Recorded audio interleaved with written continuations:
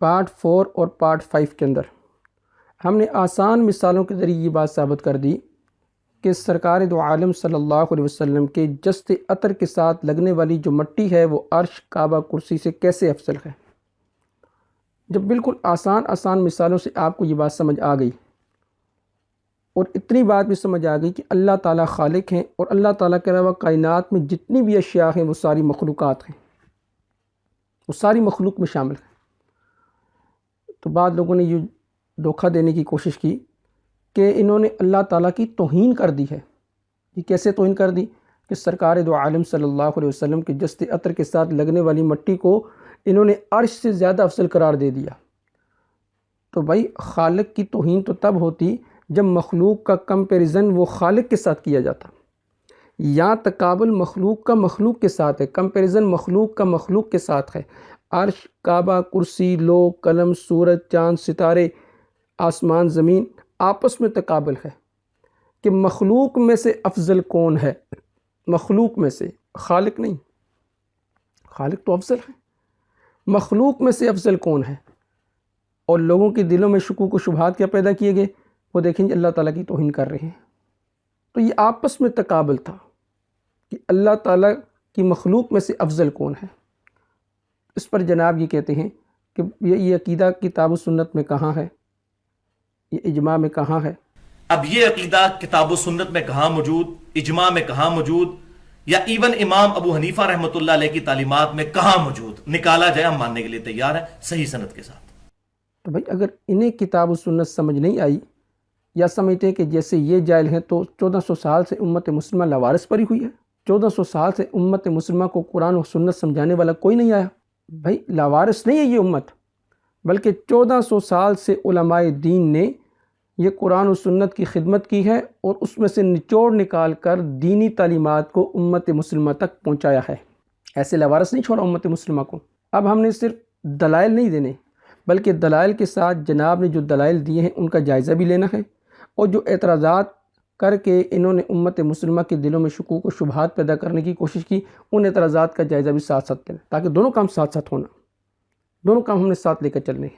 Number 1 کہتے ہیں یہ مسئلہ کتاب و سنت میں کہاں ثابت ہے، تو سورہ طٰہٰ آیت نمبر 55 قرآن کہتا ہے کہ منہا خلقناکم وفیہا نعیدکم ومنہا نخرجکم تارۃ اخری، اسی مٹی سے ہم نے تمہیں پیدا کیا، اسی مٹی میں تمہیں لٹایا جائے گا، اسی مٹی سے دوبارہ اٹھایا جائے گا۔ تو اس سے یہ پتہ چلا کہ انسان کی تخلیق وہ مٹی سے ہوئی ہے، مٹی میں دوبارہ جائے گا اور مٹی سے ہی دوبارہ اٹھایا جائے گا۔ اس کے ساتھ ایک حدیث ملا لیں، مستدرک کے حاکم، حدیث نمبر 1356، ابو سعید خدری رضی اللہ تعالیٰ کی حدیث ہے۔ فرماتے ہیں کہ مر النبی صلی اللہ علیہ وسلم بجنازۃ عند قبر، کہ آپ صلی اللہ علیہ وسلم ایک جنازے کے پاس سے گزرے، وہ جنازہ قبر کے پاس رکھا ہوا تھا، تو آپ نے پوچھا کہ قبر من ھذا، کس کی قبر ہے، یہ قبر کس کی ہے؟ تو صحابہ نے کہا یا رسول اللہ فلاں حبشی کی قبر ہے۔ تو آپ نے فرمایا کہ لا الہ الا اللہ، اللہ کے علاوہ کوئی الہ نہیں۔ پھر آپ نے فرمایا کہ سیق من ارضہ وسمائہ الی تربۃ التی منہا خلق، اسی مٹی کی طرف اس کو لٹا دیا گیا جس مٹی سے اسے اٹھایا گیا تھا۔ ان دو حوالہ جات سے ایک بات سمجھ آ گئی کہ انسان کو جس مٹی سے پیدا کیا جاتا ہے اسی مٹی کی طرف انسان کو لٹایا جاتا ہے۔ دوسری بات، سرکار دو عالم صلی اللہ علیہ وسلم نے فرمایا کہ ما بین بیتی و منبری روضۃ من ریاض الجنہ، کہ وہ حصہ زمین جو میرے حجرے اور منبر کے درمیان ہے، فرمایا جنت کے ٹکڑوں میں سے ایک ٹکڑا ہے، روضۃ من ریاض الجنہ۔ تو جب وہ ٹکڑا جنت کے ٹکڑوں میں سے وہ ٹکڑا ہوا، اور قرآن و حدیث کہتے ہیں کہ انسان کو جہاں سے پیدا کیا جاتا ہے وہیں لٹایا جاتا ہے، تو گویا کہ اس جنت کے ٹکڑے میں سے مٹی لے کر آپ کو تخلیق کیا گیا، پھر آپ کو دوبارہ وہاں لٹا دیا گیا۔ تو جب آپ کو وہاں لٹایا گیا، تو اب اہل سنت والجماعت کا عقیدہ یہ ہے کہ آپ کا جست عطر مخلوق میں سے سب سے افضل مخلوق ہے۔ جب آپ کا جست عطر مخلوق میں سب سے افضل ہوگا، تو آپ کے جست عطر کے ساتھ لگنے والی جو مٹی وہ آپ کے تابع ہونے کی وجہ سے فرمایا وہ تمام مخلوقات سے کیا ہوگی، چاہے وہ کعبہ ہو، عرش ہو، کرسی ہو، قلم ہو، لوح ہو، زمین ہو، آسمان ہو، سورج ہو، چاند ہو، ستارے ہوں، ان سب سے کیا ہوگی؟ وہ افضل ہوگی۔ کہاں موجود؟ یہ تھا آسان مسئلہ جسے کہا جاتا ہے کتاب اللہ سے کہاں ثابت ہے؟ جی یہاں سے ثابت ہے۔ اچھا، کیا یہ صرف میرا استدلال ہے؟ جی نہیں، میں اس پر باقاعدہ سلف صالحین کے حوالہ جات پیش کروں گا۔ حافظ ابن حجر عسقلانی الشافی المتوفی 852 فتح الباری میں بخاری شریف کی شرح، اس میں جلد نمبر 13 اور صفحہ نمبر 320 پر شیخ ابو بکر البغدادی مالکی رحمہ اللہ تعالیٰ کا قول نقل فرماتے ہیں کہ وہ فرماتے ہیں کہ مدینہ مکہ سے افضل ہے۔ کیوں؟ اور دلیل اس کی یہ دیتے ہیں کہ نبی اکرم صلی اللہ علیہ وسلم کی پیدائش مدینہ کی مٹی سے ہوئی۔ میری گزارش ہے کہ جیسے میں قرآن کریم سے استدلال کر کے اور حدیث مبارکہ سے استدلال کر کے ساتھ میں سلف صالحین کے حوالہ جات دیتا ہوں، تو میری جناب سے گزارش ہے کہ اسی طرح جس آیت کو یہ اپنی تائید میں پیش کریں اس سے سلف صالحین کے ساتھ حوالہ جات دیں کہ سلف صالحین نے اس آیت سے اس عقیدے کا رد کیا ہے، تاکہ پتہ چلے نا کہ واقعتاً ان کے ساتھ کوئی ہے۔ تو حافظ ابن حجر عسقلانی رحمہ اللہ تعالیٰ نے فتح الباری کی جلد 13 صفحہ 320 پر یہ فرما دیا کہ شیخ ابو بکر البغدادی رحمہ اللہ تعالیٰ المتوفی 375 وہ بھی کہتے ہیں کہ سرکار دو عالم صلی اللہ علیہ وسلم کی جو پیدائش ہوئی وہ مدینہ کی مٹی سے ہوئی۔ اگلی بات سمجھیں، یہ میرے پاس قرآن کریم ہے۔ اب عقلی دلیل، یہ قرآن کریم ہے، یہ قرآن کریم کا گتہ ہے، جلد ہے۔ آپ اس قرآن کریم کو بغیر وضو کے ہاتھ نہیں لگا سکتے۔ تو جیسے اس قرآن کریم کو بغیر وضو کے ہاتھ نہیں لگا سکتے، اسی طرح اس گتے کو بھی آپ بغیر وضو کے ہاتھ نہیں لگا سکتے۔ تو آپ کا کیا خیال ہے کہ یہ گتہ بھی قرآن ہے؟ اس پر تو قرآن کریم کی کوئی آیت نہیں لکھی ہوئی، لیکن اس قرآن کریم کے گتے کو بغیر وضو کے ہاتھ کیوں نہیں لگا سکتے؟ اس لیے کہ یہ قرآن کریم کے ساتھ ٹچ ہو گیا۔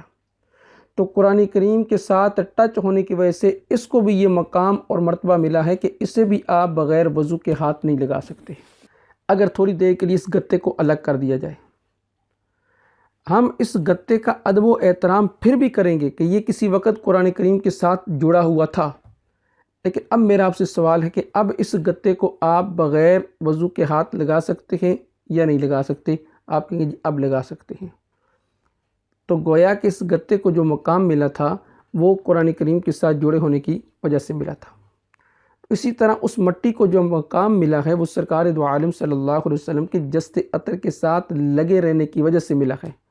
اگر وہ مٹی الگ ہو جائے مقام پھر بھی ہوگا، لیکن جیسے ساتھ ٹچ ہو پھر مقام اور زیادہ ہے۔ الگ ہو جائے پھر بھی ہم کہیں گے آپ کی جست عطر کے ساتھ لگ کر آئی ہے، لیکن اس کا مقابلہ پھر نہیں ہوگا کہ جو ساتھ ٹچ ہے۔ ساتھ ٹچ والی کا مقام بہت ہی زیادہ ہے۔ تو جیسے گتہ ساتھ ہے تو فرمایا کہ اسے بغیر وضو کے ہاتھ نہیں لگا سکتے، اسی طرح جو مٹی آپ کی جست عطر کے ساتھ ٹچ ہے وہ بھی تمام مخلوق سے کیا ہوگی؟ افضل ہوگی۔ اچھا، اس پر بھی میں سلف صالحین کا حوالہ پیش کرتا ہوں۔ کیا یہ صرف مثال میں نے پیش کی یا سلف صالحین میں سے کسی نے پیش کی ہے؟ یہ میرے پاس کتاب ہے وفاء الوفا، اس کو جو تالیف کیا ہے یہ نور الدین علی بن احمد المتوفی 911۔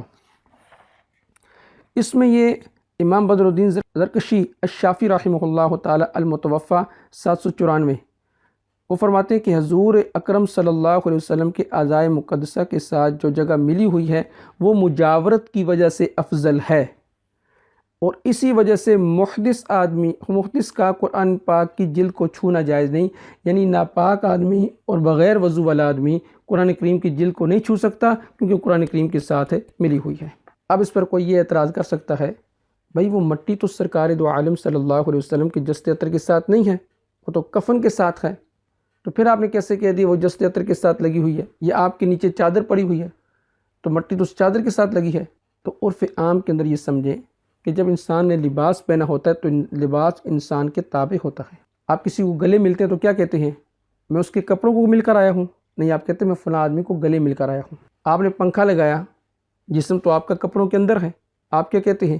مجھے ہوا لگ رہی ہے، کپڑوں کو ہوا لگ رہی ہے؟ آپ کہتے ہیں مجھے ہوا لگ رہی ہے۔ بس میں 3-4 بندے جڑ کے کھڑے ہو جائیں تو وہ آپ کے ساتھ تو ٹچ نہیں ہوتا، وہ تو کپڑوں کے ساتھ ٹچ ہوتا ہے، لیکن آپ کیا کہتے ہیں؟ بھائی آپ میرے ساتھ ٹچ ہو رہے ہیں، پیچھے کے کھڑے ہوں، تو انسان کا لباس انسان کے جسم کے تابع ہوتا ہے، تو کفن بھی انسان کے جسم کے تابع ہوتا ہے۔ تو کفن جسم کے تابع ہوگا تو کفن کے ساتھ لگنے والی چیز اسے یہی کہا جائے گا وہ جسم کے ساتھ لگ رہی ہے۔ اب ہم نے اس دلیل کا جائزہ لینا ہے جو جناب نے پیش کی۔ جناب نے کہا جی سورہ حج کی آیت نمبر 74 ہے، وما قدر اللہ حق قدری ان اللہ لقوی عزیز۔ آپ نے اللہ کی قدر نہیں جانی جس سے اللہ کی قدر جاننے کا حق تھا۔ سورہ الحج کی آیت نمبر 74، ما قدر اللہ حق قدری ان اللہ لقوی عزیز۔ ان لوگوں نے اللہ کی وہ قدر ہی نہ جانی جو جاننی چاہیے تھی، بے شک اللہ تعالی غالب ہے اور قوت والا ہے۔ یہ میرے سامنے قرآن کریم، اس میں سورہ حج کی آیت نمبر 74، اس آیت کا یہ محل نہیں تھا جس محل میں یہ آیت بیان کی گئی، استدلال بھی غلط ہے۔